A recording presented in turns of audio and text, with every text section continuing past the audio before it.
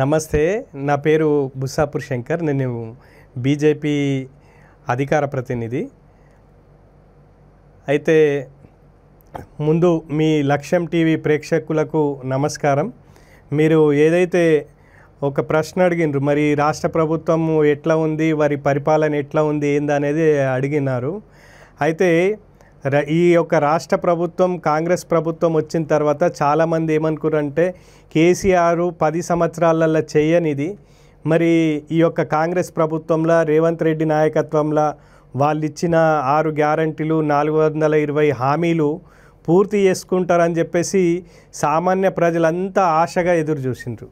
కానీ ఏమైంది, ఆయన ఇచ్చిన 6 గ్యారంటీలు చేయలేదు, అదేవిధంగా 420 హామీలు కూడా పూర్తి చేయలేడు. దీనివల్ల ఏమైందంటే మన టీఆర్ఎస్ ప్రభుత్వం మీద 10 సంవత్సరాలకు వ్యతిరేకత వస్తే కాంగ్రెస్ ప్రభుత్వానికి 10 నెలల్లోనే వ్యతిరేకత వచ్చింది. కారణం ఏంది అంటే ఈయన మీద అంటే గంపెడ ఆశతోటి ఉండే 100 రోజులల్లా నేను 6 హామీలు పూర్తి చేస్తా అన్నాడు. ఏ ఒక్క హామీ పూర్తి కాలేదు. కేవలం ఒకటి ఏదైతే ఆర్టీసీ బస్సు ఒక్కటే ఉచిత ప్రయాణం అవుతుంది, అది కూడా ఏంది ఉన్న ఆర్టీసీ బస్సులతోటే నడుపుతున్నాడు తప్ప కొత్త బస్సులు ఏమి తీసుకురాలేదు, కొత్తగా ఏమీ చేయలేదు. అయితే ఇంకొక ప్రశ్న, ఇవాళ ఈ యొక్క రాష్ట్ర ప్రభుత్వం ఏదైతే 42% బీసీలకు రిజర్వేషన్ ఇస్తా అని చెప్పింది, 42% బీసీలకు రిజర్వేషన్లు ఇచ్చిన తర్వాత స్థానిక సంస్థలల్లో ఎన్నికలకు పోవాలనేది మా యొక్క డిమాండ్.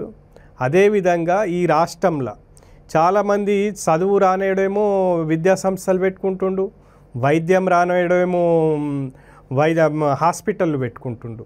అంటే ఈ రాష్ట్రంలో సామాన్య ప్రజలకు విద్యా వైద్యము పూర్తిగా ఫ్రీ అయితే అంటే ఇంకా వాళ్ళు టెన్షన్ పడాల్సిన అవసరం లేదు. అంటే ఇవాళ ఎవరు ఏ పని చేసినా 10,000 జీతం చేసినా, 15,000 జీతం చేసినా, 50,000 జీతం చేసినా ఇటు స్కూల్లో పిల్లలకు ఫీజులు కట్టలేక ఏదన్నా అనారోగ్య సమస్య వస్తే అటు హాస్పిటళ్ళల్లో ఫీజులు కట్టలేక అంటే హాస్పిటల్ యొక్క ఛార్జీలు కూడా పే చేయలేని పరిస్థితులల్లో ఉన్నారు. అయితే మేమేమంటామంటే ఈ యొక్క రాష్ట్ర ప్రభుత్వము ఈ ఉచిత విద్యా వైద్యం 2 అందించినప్పుడే ఈ యొక్క దేశంలో సామాన్య ప్రజలు కూడా అంటే ఒక కాన్ఫిడెన్స్గా బతుకుతాడు. అంతే తప్ప ఈ యొక్క విద్యాపరంగా దోపిడీ, వైద్యపరంగా దోపిడీ అయినప్పుడు అంటే ఏమైపోతుందంటే అరే మనము బతకలేము, అంటే మనకు ఉన్న ఎకనామికల్ సోర్స్ సరిపోదని చెప్పేసి ఈ యొక్క రాష్ట్రంలో అంటే ఈ దోపిడీలు, దొంగతనాలు, కుట్రలు, కుతంత్రాలు అనేవి కూడా పెరుగుతాయి. కాబట్టి సామాన్య ప్రజలను దృష్టిలో పెట్టుకొని మరి ఈ యొక్క రాష్ట్ర ప్రభుత్వం కూడా వారి పక్షాన ఉండాలనేది మా ఆలోచన. సేమ్ టైం మరి నరేంద్ర మోదీ గారు ఒక మంచి నిర్ణయం తీసుకున్నారు. కులగణనతో పాటు జనగణన తీస్తా అన్నారు.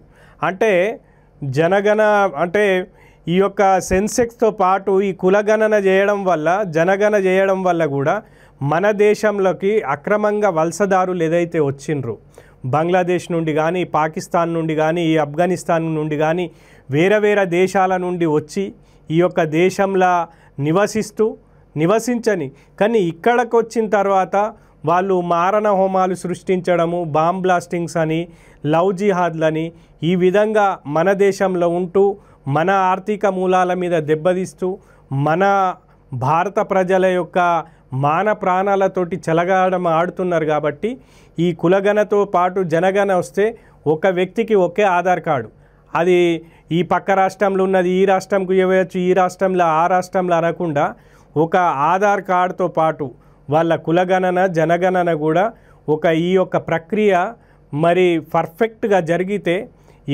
ఎవరు వలసదారులు ఉన్నారు, ఎవరు ఎక్కడి నుండి వచ్చిండ్రు అనేది కూడా పక్కా తెలుస్తుంది. కాబట్టి ఈ యొక్క రాష్ట్ర వ్యాప్తంగా నిరుద్యోగుల లోపల మెదులుతున్న ప్రశ్న, మీరు వేస్తున్న ప్రశ్న అంటే టోటల్ మీరు రాష్ట్ర ప్రజలల్లో ఉన్న యువత వేసినట్టు ఉంది ఈ ప్రశ్న.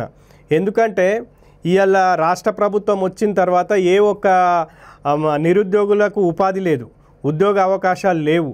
మరి రానున్న రోజులలో స్థానిక సంస్థల ఎన్నికలు ఉన్నాయి కాబట్టి మా పార్టీ ప్రజాక్షేత్రంలోకి ఏ విధంగా పోవాలా అనే ఉద్దేశంతో ఒక కుటిల నీతితోటి మేము నిరుద్యోగ యువతకు ఉపాధి ఉద్యోగ అవకాశాలు ఇవ్వలేము కాబట్టి ఈ యొక్క రాజీవ్ యువ కిరణాల పేరట మేము సబ్సిడీ ద్వారా మీకు 2 లక్షల నుంచి 4 లక్షలు 5 లక్షల వరకు లోన్ ఇస్తా అంటున్నారు. మీరు ఎప్పుడు సంతోషమే, మంచి కార్యక్రమం తీసుకున్నారు, బాగుంది, కాదనట్లేదు. కానీ ఇవంతా ఫామ్ అంతా ఫిలప్ చేసి అంతా ఎలిజిబుల్ అయిపోయిన తర్వాత బ్యాంక్ దగ్గరికి పోయేసరికి బ్యాంక్ మేనేజర్ ఏమంటుండంటే నీ సిబిల్ లేదు, నేను ఇయ్యా అంటున్నాడు. మరి నువ్వు సిబిల్ ఇయ్యాక సిబిల్ లేదు, ఒక 2 లక్షలు 4 లక్షల రూపాయలకి ఇయ్యేందుకు మీరు ఇబ్బంది పడుతూ ఉన్నారు. మరి గత ప్రభుత్వం కాళేశ్వరం పేరట 1,00,000 కోట్ల ప్రజాధనాన్ని దుర్వినియోగం చేసింది. మరి ఇవాళ ఈ రాష్ట్ర ప్రభుత్వంలో ఉన్న నిరుద్యోగ యువత వాళ్ళ ఉద్యోగం లేక వృత్తిని చేసుకుంటా అంటున్నది. ఏదో ఒక పని చేసుకొని బతుకుతా, తన కాళ్ళ మీద తన స్వశక్తితోటి బతుకుతా అన్నప్పుడు మీరు ఒక 2 లక్షలు 4 లక్షలు ఇవ్వడానికి మీకు అభ్యంతరం ఏంది? దానికి మళ్ళా మీకు సిబిల్ లేదు, రాదు, నువ్వు ఎలిజిబిలిటీ లేదు, పోయినసారి లోన్ సరిగా కట్టలేవు అంటే ఇది ఎంతవరకు సమంజసం?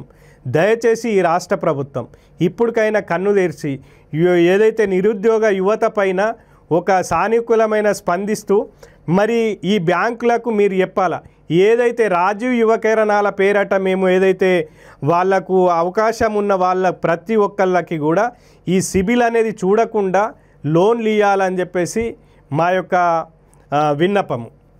ఈ యొక్క లక్ష్యం టీవీ ప్రేక్షకులందరూ కూడా ఈ యొక్క ఛానల్ని సబ్స్క్రైబ్ చేసుకోండి. అదేవిధంగా ఈ యొక్క లక్ష్యం టీవీ ఒక లక్ష్యంతో వచ్చింది కాబట్టి మీరందరూ ఈ ఛానల్ను వీక్షించాలా, మీ యొక్క సూచనలు సలహాలు కూడా ఈ ఛానల్ వారికి ఇవ్వాలా. వీళ్ళు మంచి లక్ష్యంతో ప్రజలలోకి వెళ్తూ ఉన్నారు. సామాన్య ప్రజల యొక్క గుండె చప్పుడులాగా దీన్ని సామాన్య ప్రజల గొంతుకలాగా ఈ లక్ష్యం ఛానల్ పనిచేస్తుంది కాబట్టి మీరందరూ సబ్స్క్రైబ్ చేసుకోండి, దీన్ని వీక్షించాలని కోరుకుంటున్నా. నమస్తే. మరిన్ని అంశాల కోసం లక్ష్యం యూట్యూబ్ ఛానల్ని సబ్స్క్రైబ్ చేసుకోండి.